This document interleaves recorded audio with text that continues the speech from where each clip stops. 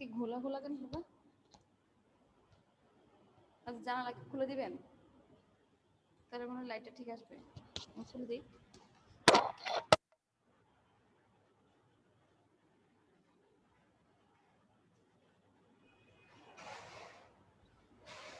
Good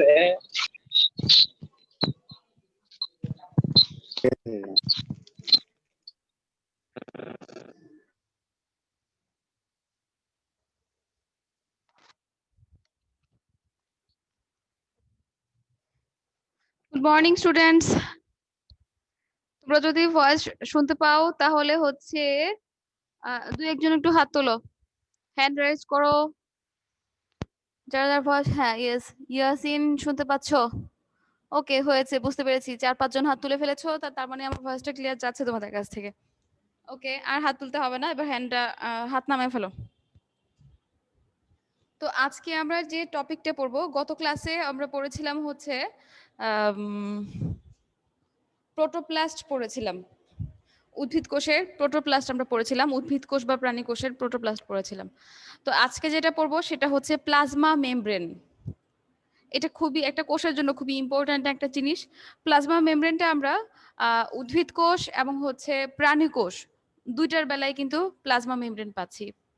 উদ্ভিদ কোষের কোষ প্রাচীরের ঠিক নিচেই হচ্ছে প্লাজমা মেমব্রেন, আর প্রাণী কোষের বেলায় প্রথমেই হচ্ছে প্লাজমা মেমব্রেন।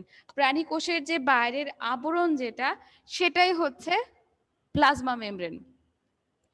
তো এই যে প্লাজমা মেমব্রেন যেটা আছে, এটাকে কিন্তু আমরা বিভিন্ন নামে বলতে পারি। যেমন হচ্ছে, যেহেতু এটা কোষের উপর একটা আবরণী, সো এটাকে আমরা বলতে পারি হচ্ছে কোষ ঝিল্লি। আবার এটাকে প্লাজমা মেমব্রেন বলতে পারি। মেমব্রেন মানে কি? পর্দা, ঠিক আছে? মেমব্রেন অর্থ পর্দা। তাহলে সেটাকে বলতে পারি হচ্ছে বায়ো মেমব্রেন বলতে পারি, বা প্লাজমা লেমা বলতে পারি। তো বিভিন্ন নামেই আমরা এটাকে ডাকতে পারি। তো এই প্লাজমা মেমব্রেন, এটাকে প্রথম নামকরণ যিনি করেছিলেন তার নাম হচ্ছে বিজ্ঞানী কার্ল নাগেলি। সেটা ছিল খুব বেশি দিন আগে না, 1855 সালে। আমি উপরের নামটা লিখে দিয়েছি, কার্ল নাগেলি 1855 সালে এটা নামকরণ করেছিলেন। তো প্লাজমা মেমব্রেন জিনিসটা কেমন? এটা হচ্ছে তোমার বৈষম্য ভেদ্য একটা আবরণী। বৈষম্য ভেদ্যতা মানে কি? বৈষম্য ভেদ্যতা মানে হচ্ছে বৈষম্য মানে কি? মানে হচ্ছে একজনের সাথে আরেকজনের মানে মিল না রাখা। অর্থাৎ বৈষম্য ভেদ্য মানে হচ্ছে সে কোনো কোনো পদার্থকে তার ভেতরে ঢুকতে দেবে, আবার কোনো কোনো পদার্থকে সে তার ভেতরে প্রবেশ করতে বাধা দিবে। অর্থাৎ যদি সেটা কঠিন পদার্থ হয় তখন সে আটকে দিচ্ছে যে না, ঢোকা যাবে না। আবার সেটা যদি হচ্ছে তরল পদার্থ হয়, কোনো লবণের আয়ন হয়, হ্যাঁ তুমি ঢুকে যাও, মানে এরকম কাজটা করে। সেজন্য এটাকে বলা হচ্ছে বৈষম্য ভেদ্য একটা পর্দা। এছাড়া এটা হচ্ছে দ্বিস্তর বিশিষ্ট একটা আবরণী। এটা দুইটা লেয়ারে থাকে।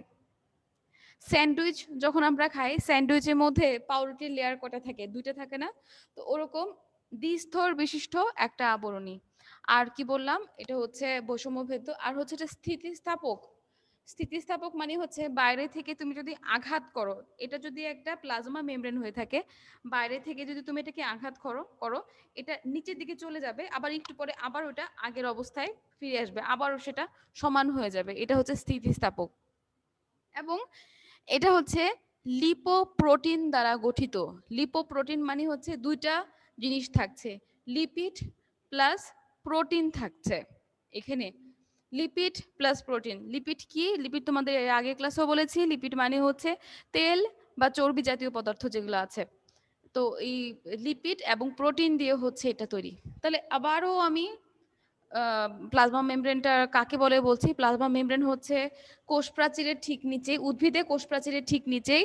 আর হচ্ছে প্রাণী কোষের বেলায় হচ্ছে কোষের সর্বাপেক্ষা বাইরে, যে বৈষম্যভেদ্য, স্থিতিস্থাপক এবং দ্বিস্তর বিশিষ্ট লিপিড এবং প্রোটিন দ্বারা গঠিত আবরণী আমরা দেখতে পাচ্ছি, তাকে বলা হচ্ছে প্লাজমা মেমব্রেন।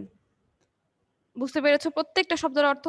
যদি একটা শব্দের অর্থ না বুঝতে পারো, সঙ্গে সঙ্গে খাতায় লিখে রাখো, আমার লেকচারের শেষে তুমি প্রশ্ন করবা। তো এই যে প্লাজমা মেমব্রেন আছে, আম এটা আমরা প্রাণী কোষে এই প্লাজমা মেমব্রেনের মধ্যে কিছু, কিছু এক্সট্রা জিনিস দেখতে পাই। যেমন হচ্ছে প্রাণী কোষটা কেমন থাকে? ধরো এখানে আমি একটা প্রাণী কোষ আঁকলাম। এরকম থাকলো। আর প্রাণী কোষের উপরের দিকে দেখবা এরকম খাঁজ কাটা বা ভাঁজ, ভাঁজ হয়ে যায়। খেয়াল করে দেখেছো কখনো? যে এরকম উপরে খাঁজ কাটা বা ভাঁজ, ভাঁজ হয়ে যায়। জিনিসটা কি হচ্ছে? বাইরেরটা তো অবশ্যই প্লাজমা মেমব্রেন। এই প্লাজমা মেমব্রেনটা যখন এরকম ভাঁজ, ভাঁজ হয়ে যায়, তখন এটাকে বলা হয় মাইক্রোভিলাই বা মাইক্রোভিলাস। এটা আমরা আরেকটা জায়গায় পাই। এটা পাই হচ্ছে আমাদের ক্ষুদ্রান্তের দেয়ালে। আম যারা হচ্ছে কোরবানির সময় গরু কাটো বা গরুর ভুঁড়ি দেখেছো, বা যারা হচ্ছে খাসি যারা দেখো কাটো, দেখেছো যে ক্ষুদ্রান্তের দেয়ালে বা পাকস্থলীর দেয়ালে তুমি দেখবে এরকম মাইক্রোভিলাই দেখতে পাবা, টাওয়েলের মতো তয়লার যে লোমগুলো যেরকম এরকম থাকে। তো এই যে প্লাজমা মেমব্রেনটা যেই জায়গাতে এরকম ভাঁজ ভাঁজ হয়ে যাচ্ছে, অধিক ভাঁজযুক্ত হয়ে যাচ্ছে, সেই জায়গাটাকে বলা হচ্ছে কি মাইক্রোভিলাই বলা হচ্ছে বা মাইক্রোভিলাস বলা হচ্ছে। আরেকটা কাজ হয়, সেটা হচ্ছে মাঝে মাঝে দেখা যায় প্রাণী কোষের বেলা দেখা যায় যে প্লাজমা মেমব্রেনের কিছু কিছু জায়গা এরকম ভেতরের দিকে ঢুকে যায়। একটা তো আছে এরকম খাঁজ কাটা, আরেকটা আছে ভিতরের দিকে এরকম ঢুকে গেল, ঢুকে যে একটা থলের মতো তৈরি করলো। তখন এই থলেযুক্ত যে জায়গাটা আছে এটাকে বলা হয় পিনোসাইটিক ভেসিকল বা পিনোসাইটিক ফোসকা। ভেসিকল মানে হচ্ছে ফোসকা বা থলের মতো। এটার একটা কাজ আছে, যেটার কাজটা হচ্ছে আমি যখন প্লাজমা মেমব্রেনের কাজ বলবো তখন তখন আমি এটা তোমাদের বুঝায় বলবো। তাহলে এই ছিল প্লাজমা মেমব্রেনের মধ্যে দেখতে, প্লাজমা মেমব্রেনের মধ্যে পাওয়া যাচ্ছে যে একটু অন্যরকম জিনিস সেটা। এখন আসি প্লাজমা মেমব্রেনের গঠন। প্লাজমা মেমব্রেনের গঠনটা নিয়ে অনেক বিজ্ঞানী অনেক গবেষণা করেছেন। কোনো জিনিস তো একেবারেই, ধরো এই যে আমরা যে বৈদ্যুতিক পাখাটা যেটা ব্যবহার করছি, সেটা কিন্তু হঠাৎ করে প্রথমে আবিষ্কার হয়ে যায়নি। ঠিক আছে, একটু একটু একটু করে এটার আধুনিকায়ন হয়েছে। বা কম্পিউটারের কথায় যেটা বলছি, ল্যাপটপ তুমি যেটা ইউজ করছো সেটাও কিন্তু একেবারেই প্রথমেই এভাবে আসেনি। প্রথম যে ল্যাপটপটা ছিল সেটা ছিল হচ্ছে, আমি যেটা দেখেছি, আমি না মানে আমার হাজব্যান্ড বা আমার বাবারা যেটা ইউজ করেছে, সেখানে কিন্তু ওয়েব ক্যাম থাকতো না, এক্সট্রা ক্যাম লাগাতে হতো এরকম। তো এরকম আধুনিকায়ন হয়েছে। ঠিক একই রকম ভাবে প্লাজমা মেমব্রেন যেটা আছে সেটা বিজ্ঞানীরা একটু একটু করে আবিষ্কার করেছেন কেমন। তো প্রথম একজন বিজ্ঞানী, তার নাম ছিল হচ্ছে দানিলি এবং হচ্ছে দেবসন। উনি 1935 সালে একটা মডেল দিয়েছিলেন, যে মডেলটাকে বলা হচ্ছিল, উনি নাম দিয়েছিলেন স্যান্ডউইচ মডেল। ওয়াই স্যান্ডউইচ নামটা উনি কেন দিলেন? তার কারণটা হচ্ছে উনি বললেন যে এই প্লাজমা মেমব্রেনটা লিপিড এবং প্রোটিন দিয়ে তৈরি। প্লাজমা মেমব্রেনটা হচ্ছে লিপিড এবং প্রোটিন দিয়ে তৈরি, আর সেটা অবশ্যই দ্বিস্তর বিশিষ্ট। দুইটা স্তর থাকবে, লিপিড এবং প্রোটিন। কিরকম? স্যান্ডউইচের মধ্যে যেরকম দুইটা পাউরুটির টুকরার ভেতরে কি থাকছে, মাঝখানে যদি চিকেন স্যান্ডউইচ হয় তাহলে মাঝখানে কি থাকছে, শুধু চিকেনের একটা লেয়ার থাকছে। সালাতের কথা বাদ দাও, অত জটিল চিন্তা না করি, শুধুমাত্র যে উপরে দুটা পাউরুটি টুকরার ভেতরে থাকছে হচ্ছে কিছু চিকেনের লেয়ার। ঠিক একই রকম ভাবে উনি বলতে চাচ্ছেন যে মাঝখানে যেহেতু এটা লিপিড এবং প্রোটিন দিয়ে তৈরি, তো ধরো এই মাঝখানে আছে এগুলো হচ্ছে লিপিড অণু, এগুলো হচ্ছে লিপিড অণু। আমি সবুজ নীল কালি দিয়ে যেগুলো আঁকলাম, এখানে ধরো তিনটা লিপিড অণু। লিপিড অণুগুলো দেখতে এরকম, উনি বলেছেন যেরকম লেজ যুক্ত লিপিড অণু আছে এরকম, মাঝখানে থাকছে লিপিড অণু, তার উপরে থাকছে হচ্ছে প্রোটিনের লেয়ার থাকছে, তার উপরে এরকম প্রোটিন থাকছে, উপরেও প্রোটিন থাকছে, আবার নিচের দিকেও প্রোটিন থাকছে। এটাকে বলা হচ্ছে স্যান্ডউইচ মডেল, অনেকটা স্যান্ডউইচের মতো। তাহলে এটা কে দিয়েছিলেন? এটা দিয়েছিলেন হচ্ছে বিজ্ঞানী দানেলি আর হচ্ছে দেবসন, দুজন বিজ্ঞানী দিয়েছিলেন 1935 সালে স্যান্ডউইচ মডেল। এটা বুঝতে পেরেছো? তাহলে এ থেকে আমরা মোটামুটি একটা ধারণা পেলাম যে প্লাজমা মেমব্রেন যেটা আছে সেটা হচ্ছে মাঝখানে যেটা আছে এর কি বললাম, যে লিপিড, আর বাইরে কি আছে, প্রোটিন। PROTEIN, এই দুইটা জিনিস দিয়ে তৈরি। একটু প্রাথমিক ধারণা পেলাম।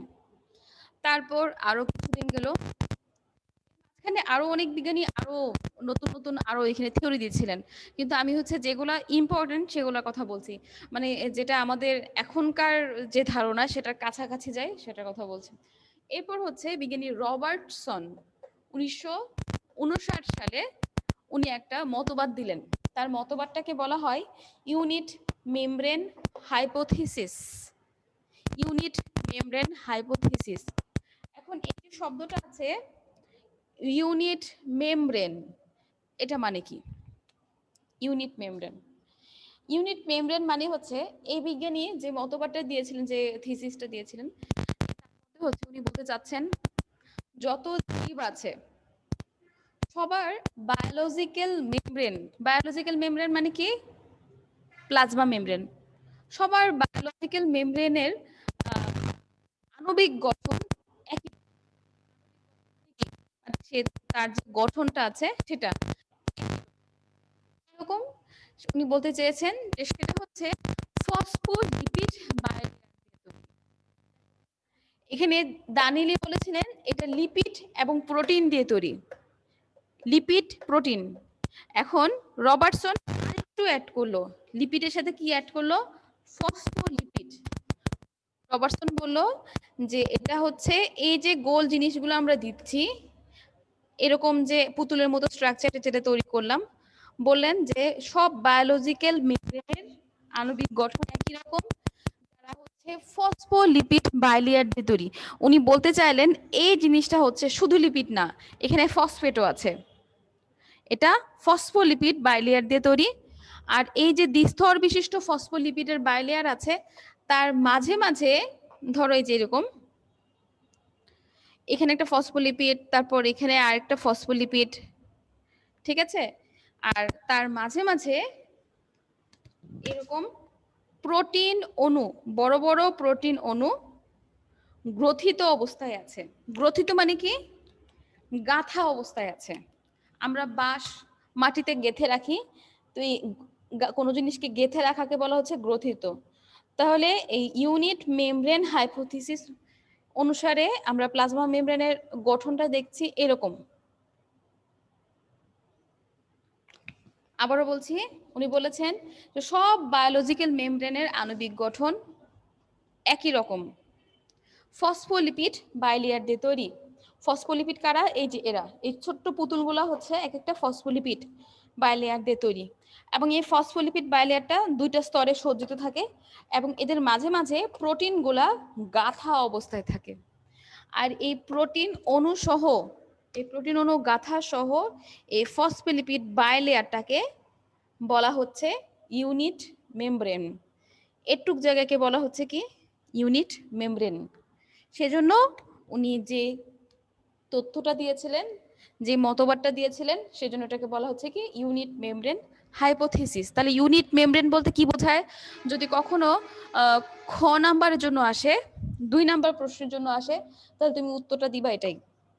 কি বলবা? যে সমস্ত বায়োলজিক্যাল মেমব্রেন হচ্ছে তোমার ফসফোলিপিড বাইলেয়ার দিয়ে গঠিত, দ্বিস্তর বিশিষ্ট থাকে এবং এখানে যেখানে এই প্রোটিনগুলা গাঁথা অবস্থায় থাকে, গ্রথিত অবস্থায় থাকে, এবং এই গ্রথিত অবস্থায় প্রোটিন সহ এই ফসফোলিপিড বাইলেয়ারটাকে বলা হচ্ছে ইউনিট মেমব্রেন বলা হচ্ছে। ব্যাস এতটুকু লিখলেই তোমাকে 2 নাম্বার দিয়ে দিব। তাহলে আশা করছি স্যান্ডউইচ মডেল এবং হচ্ছে ইউনিট মেমব্রেন হাইপোথিসিস ক্লিয়ার হয়েছে। ক্লিয়ার না হলে যথারীতি খাতার মধ্যে টুকে রাখো, একটু পরে প্রশ্ন করবা। আচ্ছা, এরপরে চলে যায় হচ্ছে সবচেয়ে ইম্পর্টেন্ট যেটা, যেটা হচ্ছে এখনকার জন্য গ্রহণযোগ্য, সবচেয়ে বেশি গ্রহণযোগ্য, সেটা হচ্ছে সিঙ্গার এবং নিকলসন। নীল কালিতে লেখা আছে দেখো, সিঙ্গার ও নিকলসন দুজন বিজ্ঞানী, তারা 1972 সালে একটা মডেল দিয়েছিলেন, যে মডেলটাকে বলা হচ্ছে ফ্লুইড মোজাইক মডেল। তো এই ফ্লুইড মোজাইক মডেলটার আরেকটা নাম আছে আইসবার্গ মডেল। জিনিসটা কি? সমুদ্রের মধ্যে আটলান্টিক, ধরো যে টাইটানিক কেন ডুবে গেছিল, সে টাইটানিক মুভিতে চলে যায়, কি হয়েছে? হাত এভাবে নাড়াচ্ছ কেন বাবা? হাত এভাবে না, তুমি হ্যান্ড রাইজ করতে পারো, তোমার এখানে অপশন আছে। আচ্ছা ঠিক আছে, দেখছি তুমি কিছু বলতে চাচ্ছ হয়তো, আমি তোমাকে একটু আনমিউট করছি, যেটা দেখি দাদা ওকে একটু আনমিউট করেন। জু কি নাম, কি জুয়েল কি নাকি নাম? ম্যাডাম জুলকার। জুকার, সরি বাবা, হ্যাঁ তোমার নাম অর্ধেকটা ছিল বাবা, ম্যাডাম জুলকার। বলো কিছু বলতে চাচ্ছিলা? জি ম্যাডাম, মানে আপনার কথা একটু আটকে আসছে ম্যাডাম, মনে হয় কোনো সমস্যা হচ্ছে, কথা পরপর একটু স্পষ্ট হচ্ছে না ম্যাডাম। আচ্ছা তুমি তাহলে আনমিউট করো। আচ্ছা জুলকার যে প্রবলেমটা ফিল করছে, এই প্রবলেমটা কি আরো ফিল করছো? তাহলে একটু হ্যান্ড রেজ করো। রাকিব, হ্যাঁ আরো অনেকে করছে ফিল। কথাটা আটকে আসছে কেন তাহলে, একটু জন্য তাই না? তাহলে আমি একটা কাজ করি, এখানে আমি সেট করছি। দেখি দাদা আমার কাছে, তাহলে সবাই আবার হ্যান্ডটা নামায় ফেলো, হাত নামাও সবাই, হাত নামাও। আমি দুজনকে আনমিউট করছি, দুজনকে আমি কথা বলার সুযোগ দিচ্ছি। রাকিব এবং হচ্ছে জাহিদুল ইসলাম, রাকিব এবং জাহিদুল ইসলাম, কথা কি এখন ক্লিয়ার আসতেছে? রাকিব এবং জাহিদুল ইসলাম, যে দুজনকে দায়িত্ব দিচ্ছি তারা ঘুমায় গেছে। Hello ma'am. হ্যালো হ্যাঁ বাবা বলো। ম্যাডাম, সবকিছু তো ম্যাডাম ম্যাডাম ক্লিয়ারই শোনা যাইতেছে, কোনো সমস্যা নাই। সব ঠিক আছে? হ্যাঁ জি ম্যাডাম। আচ্ছা ঠিক আছে, মানে আমি মাইক্রোফোনটা এখন এখানে রেখেছি, তাতে কি তোমরা সবাই ভয়েসটা শুনতে পাচ্ছ কিনা সেটা বলতে চাইলাম। তাতে কয়েকজন কি একটু আনমিউট করে দেখেন তো, দাঁড়া দাঁড়া 1 মিনিট আমি দেখে নিই, কারণ সাউন্ডটা শোনা খুব ইম্পর্টেন্ট। আমি কি ইশতিয়াক, ইশতিয়াক, অনিক, রাকিব, তিনজনকে জি আনমিউট। ম্যাম, ভালো করে শোনা যায়, ভালো করে শোনা যায় এখন, এখন শোনা যাচ্ছে? যাচ্ছে। এখন ঠিক আছে সব? জি ম্যাম শোনা যাচ্ছে। ওকে ঠিক আছে, তাহলে আমি আবারও মুখ বন্ধ করে দিচ্ছি সবার। হ্যাঁ বুঝতে পেরেছি, হ্যাঁ হ্যাঁ হ্যাঁ ওকে, থ্যাংক ইউ। আচ্ছা এখন চলে যায় হচ্ছে, বলেছিলাম হচ্ছে সিঙ্গার অ্যান্ড নিকলসন। সিঙ্গার আর নিকলসনের যেটা দিয়েছিলেন 1972 সালে, সেটাকে বলা হচ্ছে ফ্লুইড মোজাইক মডেল। তো এটার বর্ণনা আমরা আসি, সেটা হচ্ছে উনি বলতে চেয়েছেন যে এই যে প্লাজমা মেমব্রেনটা আছে, এটা দ্বিস্তর বিশিষ্ট ফসফোলিপিড বায়োলেয়ার দিয়ে গঠিত। আমি এখানে ছবিটা এঁকে রেখেছি। ফসফোলিপিড বায়োলেয়ারের এখানে দুইটা লেয়ার, উপরে একটা লেয়ার, আবার নিচের দিকে আরেকটা লেয়ার, দুইটা স্তর বিশিষ্ট দেখা যাচ্ছে। এখানে ফসফোলিপিড যেগুলো আছে, ফসফোলিপিডটার গঠন আগে আমি একটু এঁকে তোমাদেরকে দেখিয়ে নিই। আমি তো আঁকি না, এখানে একটু এঁকে নিতে হবে। ফসফোলিপিড মানে হচ্ছে এই বৃত্তাকার যে মাথাটা দেখতে পাচ্ছ, এটা হচ্ছে ফসফেট। তার সাথে যুক্ত হবে দুইটা টেল, দুইটা লেজ যুক্ত হবে। দুইটা টেল হচ্ছে তোমার ফ্যাটি অ্যাসিডের দুইটা টেল যুক্ত হবে। ফ্যাটি অ্যাসিডের দুইটা টেলের মধ্যে একটা হচ্ছে সম্পৃক্ত আর একটা হচ্ছে অসম্পৃক্ত। এই দুটো শব্দ তোমার কাছে হিব্রু ভাষা মনে হবে এখন। সম্পৃক্ত ফ্যাটি অ্যাসিড কি, অসম্পৃক্ত ফ্যাটি অ্যাসিড কি, সম্পৃক্ত অসম্পৃক্ত সেটা তুমি আবার পাবা কোষ রসায়ন অধ্যায়ে। যে তুমি এখন শুধু সোজা ভাষায় মনে রাখবা, এখানে দুইটা ফ্যাটি অ্যাসিডের লেজ থাকছে। এখন এই ফসফেট এবং ফ্যাটি অ্যাসিড এই দুজনের মাঝখানে এই গলার কাছে ওদেরকে যুক্ত রাখছে হচ্ছে গ্লিসারল, এক অণু গ্লিসারল। তাহলে ফসফেট থাকছে এক অণু, এক অণু ফসফেটকে আমি শুধু পি দিয়ে লিখলাম। আর মাঝখানে গ্লিসারল, যেটাকে আমি জি দিয়ে লিখলাম, গ্লিসারল কয় অণু, সেটাও হচ্ছে এক অণু। আর ফ্যাটি অ্যাসিড সেটা কয়টা, দুই অণু। ফ্যাটি অ্যাসিড হচ্ছে দুই অণু।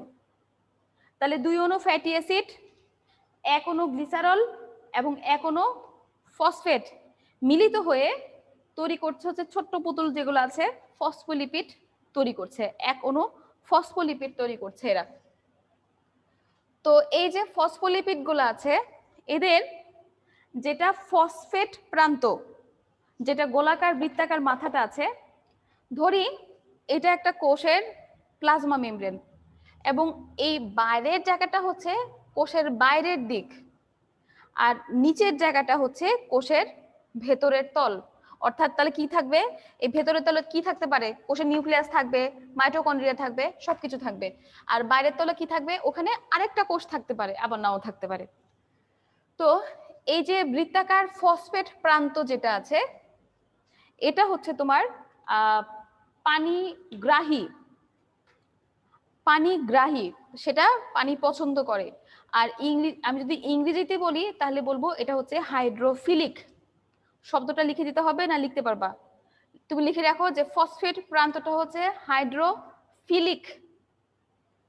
আর ভেতরের দিকে এই উপরের যে ফসফেটটা আছে সেটাও হাইড্রোফিলিক, আবার নিচের দিকে যে গোলাকার মাথা আছে সেটাও কিন্তু হাইড্রোফিলিক। মাঝখানে যে লেজগুলো আছে, মাঝখানে যে লেজগুলো আছে এরা হচ্ছে হাইড্রোফোবিক, অর্থাৎ এরা পানি পছন্দ করে না, এরা পানি পছন্দ করে না, পানি বিদ্বেষী, পানি পছন্দ করে না, পানি এরা দেখতে পারে না। তাহলে এই বলবো যে পানিগ্রাহী ফসফেট প্রান্তগুলা প্লাজমা মেমব্রেনের সারফেসের দিকে থাকে। সারফেস মানে কি, তল, বহিতল এবং ভেতরের তল, দুই তলেই থাকছে। আর পানি বিদ্বেষী হাইড্রোফোবিক যে লিপিড লেয়ারটা আছে তারা ভেতরের দিকে মুখোমুখি করে আছে, এরকম মুখোমুখি করে অবস্থান করছে। আর এদের মাঝখানে মাঝখানে প্রোটিন অণু গাঁথা অবস্থায় আছে। এখন এই যে এটা ফ্লুইড মোজাইক মডেল বললাম, এটাকে আমরা আরেকটু ডিটেলস বর্ণনা করি। আমি এটাকে তোমার 4টা ধাপে বর্ণনা করব, তো তোমাদের সামনে যদি বই থাকে তাহলে সুবিধা হবে। 1 নাম্বার হচ্ছে তার মধ্যে যে আছে ফসফোলিপিড বাইলেয়ার। এটা ফসফোলিপিড বাইলেয়ারটা বলেই ফেললাম, কিন্তু যে এখনো ফসফেটের সাথে দুইটা ফ্যাটি অ্যাসিড যুক্ত হচ্ছে এবং তাদেরকে যুক্ত করছে কে, এখনো গ্লিসারল যুক্ত করছে। এবং সেক্ষেত্রে ফসফেট প্রান্তটা থাকছে কোষের বাইরের তলে, সারফেসের দিকে থাকছে, সেটা বাইরের দিকে সারফেসেও থাকছে, আবার কোষের ভেতরের যে সারফেস আছে সেখানেও থাকছে, কিন্তু লিপিডগুলা মুখোমুখি করে থাকছে। আচ্ছা, এরপরে আসি এই যে প্লাজমা মেমব্রেন আছে, প্লাজমা মেমব্রেনের মধ্যে আমরা যে প্রোটিনগুলো পাচ্ছি মেমব্রেন প্রোটিন তাকে বলছি। প্লাজমা মেমব্রেনের ভেতরে যে প্রোটিন পাওয়া যাচ্ছে তাকে বলা হচ্ছে মেমব্রেন প্রোটিন বলা হচ্ছে। সেই মেমব্রেন প্রোটিনগুলো কি, এখানে দেখো লাল রঙের আঁকা হয়েছে যে 3টা প্রোটিন এখানে আঁকা হয়েছে। এখানে 3 ধরনের প্রোটিন আমরা দেখতে পাচ্ছি, 3টাকে আমি লাল কালি দিয়ে এঁকেছি। 1 নাম্বার হচ্ছে ইন্টিগ্রাল প্রোটিন, আমাকে দেখা যাচ্ছে না কিন্তু লেখা দেখা গেলেই হলো। 1 নাম্বার হচ্ছে ইন্টিগ্রাল প্রোটিন। কোনটা এটা, যে প্রোটিনটা এই যে প্লাজমা মেমব্রেনের উভয় তল পর্যন্ত বিস্তৃত অবস্থায় আছে। প্লাজমা মেমব্রেনের বাইরের যে তলটা আছে সেখান থেকে শুরু করে একেবারে ভেতরের তল পর্যন্ত সবটা নিয়ে জুড়ে আছে, এই ধরনের প্রোটিনকে বলা হচ্ছে ইন্টিগ্রাল প্রোটিন। আরেকটা জিনিস খেয়াল করে দেখো, যে ইন্টিগ্রাল প্রোটিন যেটা আছে, আমি কিন্তু এই প্রোটিনটার মাঝখানে একটু ফাঁকা জায়গা রেখেছি। প্রোটিনগুলোর কাজ কি জানো? প্রোটিনগুলোর কাজ হচ্ছে বাইরে থেকে যখন কোনো রাসায়নিক পদার্থ কোষের ভিতরে প্রবেশ করতে চায় সেটাকে প্রবেশ করতে দেওয়া, আবার কোনো কোনো প্রোটিনের কাজ আছে ভেতর থেকে কোনো রাসায়নিক পদার্থ বাইরে বের করতে দেওয়া। মানে এই প্রোটিনের মাঝখানে একটা রাস্তা থাকে, চ্যানেল বলা হয় এটাকে, সেটা এখন দরকার নাই তোমার। তুমি শুধু জানো যে যেই প্রোটিনটা এই প্লাজমা মেমব্রেনের 2টা স্তরের মধ্যেই এরকম বিস্তৃত অবস্থায় থাকে এটাকে বলা হচ্ছে ইন্টিগ্রাল প্রোটিন বলা হচ্ছে। আচ্ছা, এরপরে আসি এই ইন্টিগ্রাল প্রোটিনের সাথেই দেখো এখানে ছোট্ট আরেকটা প্রোটিন আছে, দেখেই বোঝা যাচ্ছে যে এটা একটা সারফেসে জাস্ট লেগে আছে, সেটা ভেতরের তলে থাকবে এমন কোনো কথা না, সেটা কিন্তু বাইরের দিকেও এখানেও থাকতে পারতো, কিন্তু জাস্ট সারফেসে অর্থাৎ তার তলের মধ্যে সে জাস্ট লেগে আছে। এই ধরনের প্রোটিনকে বলা হচ্ছে পেরিফেরাল প্রোটিন। তুমি কিন্তু চাইলে এই ছবিটা, তোমাদের বইয়ের যে ছবিটা আছে এই ছবিটা কিন্তু তোমাকে আঁকতে হতে পারে, তোমার প্রশ্ন আসতে পারে এটা গ নাম্বারের মধ্যে, শুধু চিত্রটাই কিন্তু প্রশ্ন আসতে পারে।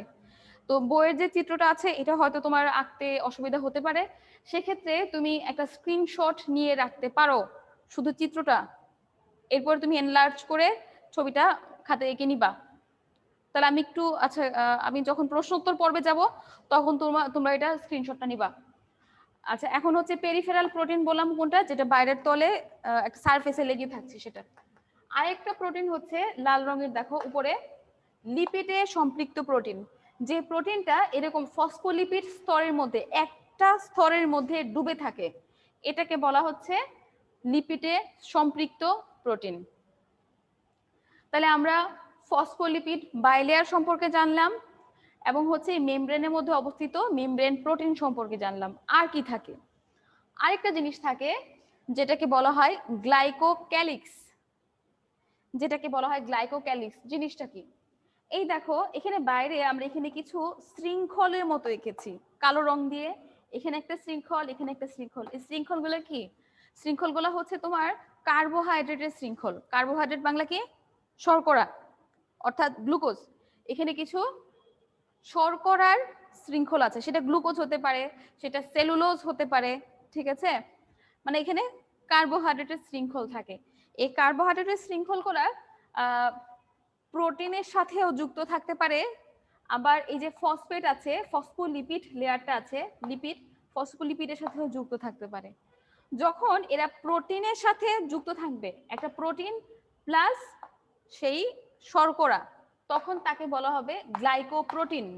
কিভাবে মনে রাখবা? শর্করা মানে কি? গ্লুকোজ, গ্লুকোজ প্লাস প্রোটিন কি হয়ে গেল? গ্লাইকোপ্রোটিন। যখন সেটা লিপিডের সাথে সংযুক্ত থাকলো, এই যে মাথাটা তো ফসফেট, কিন্তু তার নিচে কি আছে? লিপিড আছে না? এই ফসফোলিপিডের সাথে যখন সে সংযুক্ত থাকতো, তখন তাকে বলা হচ্ছে গ্লাইকোলিপিড। এখন এই দুজনকে একসাথে, ফসফোলিপিড আর হচ্ছে সরি গ্লাইকোপ্রোটিন আর গ্লাইকোলিপিড, এই দুজনকে একসাথে ডাকা হয় গ্লাইকোক্যালিক্স। এই দুজনকে একসাথে বলা হয় গ্লাইকোক্যালিক্স। আমি এখানে লেখার জায়গা পাবো কিনা লিখে দিচ্ছি এখানে, গ্লাইকোক্যালিক্স।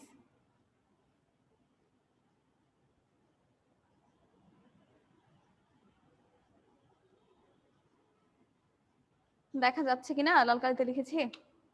একটু কষ্ট করে বুঝে নাও। আবারও বলছি, যখন কোনো প্রোটিনের সাথে একটা শর্করার চেইন যুক্ত থাকবে, তখন তাকে বলা হয় গ্লাইকোপ্রোটিন। আবার যখন একটা ফসফোলিপিডের সাথে একটা কার্বোহাইড্রেটের চেইন থাকে, তখন সেটাকে বলা হয় গ্লাইকোলিপিড।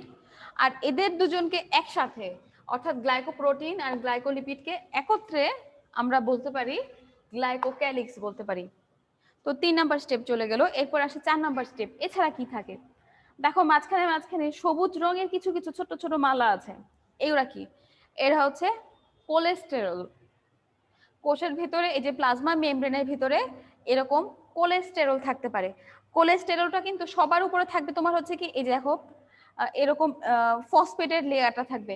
এবং যখন তোমরা চিত্রটা আঁকবা, এই প্রত্যেকটা গোলের মাঝখানে যেন কোনো ফাঁকা জায়গা না থাকে, একটুও ফাঁকা থাকবে না, একটার সাথে একটা একেবারে ঘেঁষে লেগে থাকবে।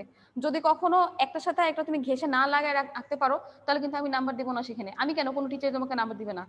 কারণ হচ্ছে প্লাজমা মেমব্রেনটা কিন্তু ওভাবেই থাকছে, একবার ঠেসে লেগে আছে।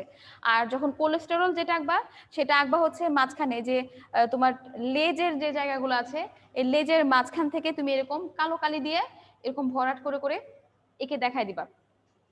তাহলে এই যে কোলেস্টেরল মাঝখানে মাঝখানে থাকছে, প্রাণী কোষে হচ্ছে কোলেস্টেরল গুলা বেশি পরিমাণে থাকে। আরেকটা জিনিস, এখন এই সবগুলো জিনিসের কিছু আবার ধর্ম আছে। এই দেখো প্রোটিন যেটা আছে, এই প্রোটিনটাও কিন্তু একটা ইন্টিগ্রাল প্রোটিন যেটা আছে, তার দুইটা জিনিস আছে, ধর্ম আছে। তার বাইরের দিকে যতটুকু অংশ আছে, এই যে এখানে বাইরের দিক, আবার হচ্ছে এই যে নিচের দিক, যে বাইরের দিক, এই বাইরের দিকে প্রান্তগুলা হচ্ছে তারা পানিগ্রাহী, অর্থাৎ কি হবে? হাইড্রোফিলিক হবে। আবার মাঝখানে যে যতটুকু জায়গা আছে, এটাকে আমরা বলবো হাইড্রোফোবিক, এতটুকু জায়গা পানি পছন্দ করছে না।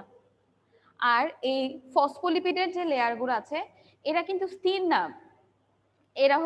এরা কখনোই স্থির না। এরা হচ্ছে তোমার করতে পারে, স্থান পরিবর্তন করতে পারে। বাম দিকে যে আছে সে ডান পাশে যেতে পারে, ডান পাশে যে আছে সে বাম পাশে আসতে পারে। আবার তার নিচের যে তোমার লেজ যেটা আছে, এটা স্প্রিং এর মতো এরকম খাটো হতে পারে, লম্বা হতে পারে। আবার তারা একই জায়গায় দাঁড়িয়ে থেকে এরকম ঘুরতে পারে, একই অক্ষকে কেন্দ্র করে এরকম ঘুরতে পারে। এই যে তাদের একই জায়গায় এরকম ঘূর্ণন, এটাকে বলা হয় ফ্লিপ ফ্লপ মুভমেন্ট বলা হয়। শব্দটা বইয়ে পেয়ে যাবা, হাসান স্যারের বই তোমাদের সামনে আছে, শব্দটা পেয়ে যাবা। ফ্লিপ ফ্লপ মুভমেন্ট বলা হচ্ছে এটাকে। আর কি ধর্ম আছে বলা যেতে পারে? আচ্ছা, এটা বলেছি, ফ্লিপ ফ্লপ মুভমেন্ট বলেছি। আচ্ছা, এখন চলে যাই। ও আচ্ছা, আর এই যে টোটাল প্লাজমা মেমব্রেন যেটা আছে, এটা তোমার একটা কঠিন পদার্থের মতো আচরণ করছে না, এটা একটা তরল পদার্থের মতো আচরণ করছে। কারণটা কি? এই যে বললাম, এই ফসফোলিপিডের বাইলেয়ারটা, এটা হচ্ছে তোমার হচ্ছে স্থিতিস্থাপক। অর্থাৎ যদি বাইরে থেকে কোনো আঘাত আসে, মনে করে এখান থেকে একটা আঘাত আসলো হয় কি, টোটাল এই জিনিসটা নিচে নেমে আসে, আবার আঘাতটা চলে গেল, আবার এবার টুক করে উপরে চলে যায়, আবার এরকম চলে যায়। তাহলে এই ফসফোলিপিড বাইলেয়ারের মধ্যে এই যে প্রোটিনগুলা যেগুলো আছে, প্রোটিনগুলা ভেসে থাকে। তো প্রোটিনের সংখ্যা কিন্তু অনেক বেশি থাকে, ফসফোলিপিডের লেয়ারের মধ্যে প্রোটিনের সংখ্যা যথেষ্ট বেশি, সেজন্য এটাকে দেখতে মোজাইকের মতো দেখা যায়। এখন তো ঘরে টাইলস করা হয়, আগে যেগুলো মোজাইক থাকতো, মোজাইক মানে কি, ওই সাদা ফ্লোরের মধ্যে তোমার বিভিন্ন রং বেরঙের পাথরের কণা দেওয়া থাকতো, তো ওই মোজাইকের মতো দেখা যায়, এই জন্য এটাকে বলা হয় মোজাইক মডেল বলা হচ্ছে। আবার এটা আবার দেখতে সমুদ্রের মধ্যে যে যে আইস গুলো ভেসে থাকে, বরফগুলো ভেসে থাকে, সেটার মতো দেখা যায়, সেজন্য সেটাকে আইসবার্গ মডেলও বলা হচ্ছে। বাবা, অনেকে শুয়ে শুয়ে ক্লাস করছো, ওয়াই? কারণটা কি? রোল 70 জাহিদ না কি যেন নাম, শুয়েছিলে নাকি? আচ্ছা, তারপর হচ্ছে এখন আমরা আসি ফ্লুইড মোজাইকের রাসায়নিক গঠনে চলে আসি। রাসায়নিক গঠন মানে ওদের কি আছে, আমরা চিত্র দেখে দিয়ে বলতে পারছি যে সবচেয়ে বেশি আছে কি, প্রোটিন আছে সবচেয়ে বেশি। যদিও চিত্রের মধ্যে আমি তোমাদেরকে লিপিডটা বোঝানোর জন্য ফসফোলিপিডটা বেশি এঁকেছি, কিন্তু সবচেয়ে বেশি থাকে হচ্ছে প্রোটিন, তারপর আছে লিপিড, তারপর তুমি চিত্রে আর কি দেখতে পাচ্ছ, এখানে কার্বোহাইড্রেট আছে, তারপর কি দেখতে পাচ্ছ, কোলেস্টেরল আছে। এছাড়া আর যেগুলো থাকে, অ্যান্টিজেন থাকে। অ্যান্টিজেন জিনিসটা কি? অ্যান্টিজেন হচ্ছে তোমার এক ধরনের প্রোটিন, বা তুমি অ্যান্টিজেনটা একটু আরো একটু যেহেতু সময় আছে একটুখানি পরে বুঝাতেও পারবো। তাছাড়া তোমার থাকে হচ্ছে কিছু লবণ থাকে, পানি থাকে, এই জিনিসগুলো থাকে। আর এই যে প্লাজমা মেমব্রেন আছে, প্লাজমা মেমব্রেনের কাজটা কি? প্লাজমা মেমব্রেনের কাজটা হচ্ছে কোষের ভেতরে, সাইটোপ্লাজমের ভিতরে যা যা আছে সবাইকে রক্ষা করা। তাছাড়া কোষের প্রয়োজনীয় যে বস্তুগুলো আছে সেটাকে কোষের ভিতরে প্রবেশ করতে দেওয়া, বা কোষের জন্য ক্ষতিকর যেগুলো আছে সেটাকে প্রবেশ করতে বাধা দেওয়া। আরেকটা হচ্ছে সে ফ্যাগোসাইটোসিস উপায়ে সে কঠিন পদার্থ গ্রহণ করছে, আর পিনোসাইটোসিস উপায়ে সে তরল পদার্থ গ্রহণ করছে। কিভাবে সেটা গ্রহণ করছে? ফ্যাগোসাইটোসিস হচ্ছে, একটু আগে তোমাদের একটা প্রাণী কোষের ছবি আমি এঁকে দিয়েছিলাম। ধরো এটা একটা কোষ, ঠিক আছে, বলেছিলাম পিনোসাইটিক ফুসকা, মনে আছে? মনে করো যে এই কোষটার কাছে এখানে একটা খাবার আসলো, ধরো এটা একটা অ্যামিবা, সাপোজ এটা একটা অ্যামিবা, এখানে একটা খাবার আসলো, সে খাবারটা কিভাবে খায়? ফ্যাগোসাইটোসিস উপায়ে খায়। করে কি, সে খাবারটা আসা মাত্র তার এই যে প্লাজমা মেমব্রেনটা আছে, এখান থেকে দুইটা ঘনপথ সৃষ্টি হয়। এভাবে দুইটা ঘনপথ সৃষ্টি হলে পরে ধীরে ধীরে এই দুইটা ঘনপথ আরো প্রলম্বিত হয়, লম্বা হয়ে এক সময় এই খাবারটাকে তার শরীরের ভিতরে একেবারে ঢুকিয়ে নিয়ে যায়। তাহলে এই উপায়ে যে খাবারটা গ্রহণ করলো, এক সময় দেখা যায় যে একেবারে ভিতরে ঢুকে নিয়ে গেছে, ভিতরে একটা এরকম গহ্বর ভিতরে। এটাকে বলা হচ্ছে যখন সে কঠিন খাবার গ্রহণ করছে তখন সেটাকে বলা হচ্ছে ফ্যাগোসাইটোসিস, আর যখন সে তরল জাতীয় পদার্থ গ্রহণ করছে তখন সেটাকে বলা হচ্ছে পিনোসাইটোসিস। আর এতটুকুই শেষ করছি ক্লাস। এখন চলে আসে আমি তোমাদের প্রশ্ন উত্তর পর্বে। যার যার প্রশ্ন আছে তারা একটু দয়া করে হাত তোলো, আমি একসাথে অনেকজনকে আনমিউট করব। কারো কোনো প্রশ্ন নাই? সব বুঝে গেছো? ওকে, প্রথম হচ্ছে সোহানুর, তারপর হচ্ছে সঞ্জিত, দুজনকে আনমিউট করেছি। ম্যাম, আমরা যে পরীক্ষাতে চিত্রগুলো আঁকাবো তখন কি পেন্সিলে না কলমে? পেন্সিল, অবশ্যই পেন্সিল। তারপর ম্যাম, ইউনিট মেমব্রেন হাইপোথিসিসটা একটু বুঝিয়ে বলবেন? হ্যাঁ বলবো। ইউনিট মেমব্রেন হাইপোথিসিস বলেছি, এই চিত্র দিয়ে বোঝাতে পারছি আমি। উনি বলেছেন সব বায়োলজিক্যাল মেমব্রেনের আণবিক গঠন একই রকম। মানে কি বায়োলজিক্যাল মেমব্রেন কি? মানে সকল প্লাজমা মেমব্রেনের আণবিক গঠনটা একই রকম। কিরকম থাকে? তারা এরকম ফসফোলিপিড দিয়ে তৈরি থাকে। ফসফোলিপিড মানে কি? এই যে ফসফেট আর নিচেরটা হচ্ছে লিপিড, ফসফোলিপিড দিয়ে তৈরি থাকে। আর এই ফসফোলিপিডের মাঝে মাঝে প্রোটিনগুলা এরকম গাঁথা অবস্থায় থাকে, গ্রথিত অবস্থায় থাকে। এই যে ফসফোলিপিড অণুগুলা আর এই গ্রথিত প্রোটিন অণুসহ এই ফসফোলিপিড লেয়ারটাকে এতটুকু জায়গাকে বলা হচ্ছে ইউনিট মেমব্রেন বলা হচ্ছে। বুঝতে পেরেছ? জি ম্যাম। আচ্ছা, এরপরে রাকিব আর হচ্ছে তারেক উজ্জ্বল, দুজনকে আনমিউট করছি। রাকিব এবং তারেক উজ্জ্বল, বলো, দাঁড়াও। রাকিব এবং হচ্ছে হ্যাঁ রাকিব, তোমার মাইক্রোফোনটা একটু কাছে আনবা বাবা। রাকিব এবং তারেক উজ্জ্বল, বলো। Hello madam. হ্যালো পাচ্ছি, বলো, আমি আছি, বলো। হ্যালো ইয়েস, আমি শুনতে পাচ্ছি, তুমি বলো। ও আচ্ছা, আমার ম্যাডাম, এই চিত্র আঁকাতে তো ম্যাডাম সমস্যা ম্যাডাম। আপনি কত সুন্দরভাবে চিত্র আঁকছেন ম্যাডাম, এই চিত্রই তো আঁকতে পারি না। চিত্রটা আঁকতে পারছো না? জি না ম্যাডাম। আচ্ছা, এক মিনিট দেখো, এখনো সময় আছে, আমি দেখাচ্ছি। চিত্রটা আঁকার জন্য যেটা আমি করেছি, প্রথম হচ্ছে গোল গোল এঁকেছি, খুব শর্ট করে দেখাচ্ছি। দেখো, প্রথম হচ্ছে এরকম গোল করে, একবার আমি এখানে কিন্তু ফাঁকা হয়ে গেছে, প্রথম হচ্ছে গোল করে আঁকলাম, এখানেও নিচেও 3টা করে আঁকলাম। তারপর এদের মাঝখানে এরকম লেজ দিলাম, প্রত্যেকের লেজ 3টা করে আঁকা শেষ হয়ে গেলে তখন আমি এখানে প্রোটিন আঁকবো, লম্বা করে একটা প্রোটিন দিলাম। তারপর উপর থেকে আবারও 2টা দিলাম, নিচ থেকেও এরকম 2টা দিলাম, দিয়ে আবারও তাদের লেজ দিলাম। লেজ দেওয়ার পরে এই যে এখন এটা দিব উপরে একেবারে আপ টু বটম, এখানে একটা, মানে মেইনলি তুমি আগে হচ্ছে এই গোল লেয়ার গুলো আগে আঁকবা। বুঝতে পেরেছো? ম্যাডাম, এটা ম্যাডাম কয় নম্বরের জন্য ম্যাডাম পরীক্ষায় ম্যাডাম? এটা তোমার আসতে পারে 3 নাম্বার প্রশ্নের উত্তর আসতে পারে, মানে যদি শুধু চিত্র আসে। আর বর্ণনা হিসেবে আসতে পারে ফ্লুইড মোজাইক মডেল। এটা খুবই ইম্পর্টেন্ট একটা প্রশ্ন, ফ্লুইড মোজাইক মডেল। এতদিন পর্যন্ত যেগুলো পড়ছো তার মধ্যে ফ্লুইড মোজাইক মডেল সবচেয়ে ইম্পর্টেন্ট। তারপর তারপর তারপর তারপর আর কেউ হাত তোলা আছো? তারিক উজ্জ্বল, তুমি কথা বলেছো? তারিক উজ্জ্বল, কথা বলেছো? তোমার প্রশ্ন ছিল কিছু তারেক? বাবা, তোমার কথা আমি শুনতে পাচ্ছি না, তার কারণ মনে হয় তুমি মাইক্রোফোন ইউজ করলে একেবারে মুখের কাছে নিয়ে আসো। হ্যালো ম্যাম, আমার কথা শুনতে পাচ্ছেন? হ্যাঁ, এখন শুনতে পাচ্ছি তোমার কথা আমি। হ্যালো হ্যাঁ, এখন শুনতে পাচ্ছি আমি তোমার কথা। তুমি বলো, রাইহান ম্যাম। এবং ইয়াসমিন আনমিউট করছি। তারেক বলো, তুমি বলো প্রশ্ন। ম্যাম, একটি কুদ যখন পানি গ্রহণ করবে তখন কি সেটা এই প্লাজমা মেমব্রেনের ইন্টিগ্রাল প্রোটিন দিয়ে গ্রহণ করবে নাকি অন্যভাবে? রাইট, ইন্টিগ্রাল প্রোটিনের যে চ্যানেল আছে এই চ্যানেল দিয়ে গ্রহণ করবে। Right. তাহলে ইন্টিগ্রাল প্রোটিনের যে বাইরের দিক এটা তো হলো পানিগ্রাহী এবং ভেতরের দিক তো হচ্ছে পানি শোনো, মানে ইন্টিগ্রাল প্রোটিন বেশ কয়েক রকম হয়ে থাকে। যেই প্রোটিনগুলোর মধ্যে তোমার এই মাঝখানে রাস্তা থাকবে, চ্যানেল থাকবে, ঠিক আছে, তারা গ্রহণ করতে পারবে। এখানেও কথা আছে, এখানেও আরো কথা আছে। কিছু কিছু প্রোটিন আছে যারা বাইরে থেকে পদার্থ গ্রহণ করতে পারে, কারণ এখানে কপাটিকা থাকে, দরজা থাকে। আবার কেউ কেউ আছে ভেতর থেকে বাইরে পাঠাতে পারবে, একজনের কাজ আরেকজন করতে পারবে না। এটা আরো ডিটেলস কথা। পেরিফেরাল প্রোটিনটা ফার্স্টে বুঝতে পারিনি। আবার বলো।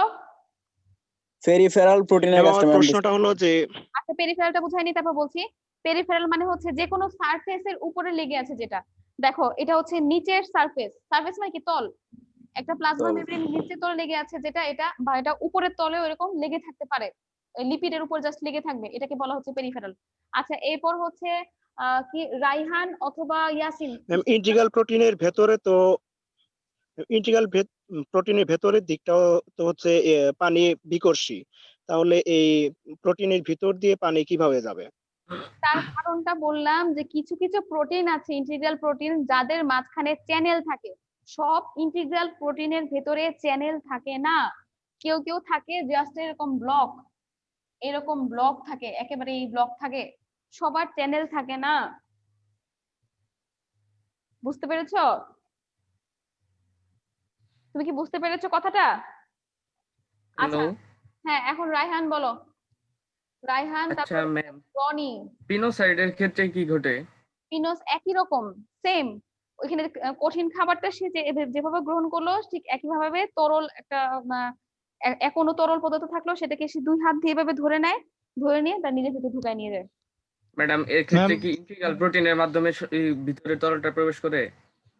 সেটা হচ্ছে পুরা প্লাজমা মেমব্রেনটা দিয়ে একটা সে ঘর বানায়, পুরা প্লাজমা মেমব্রেন দিয়ে একটা ঘর বানায় সে ভিতরে নিয়ে যায়। ম্যাডাম ফসফোলিপিডের মধ্যে জি, ম্যাম। লেসিথিন থাকে, লেসিথিন কি ম্যাডাম? বুঝিনি, আবার বলো। মানে ফসফোলিপিডের ভিতরে লেসিথিন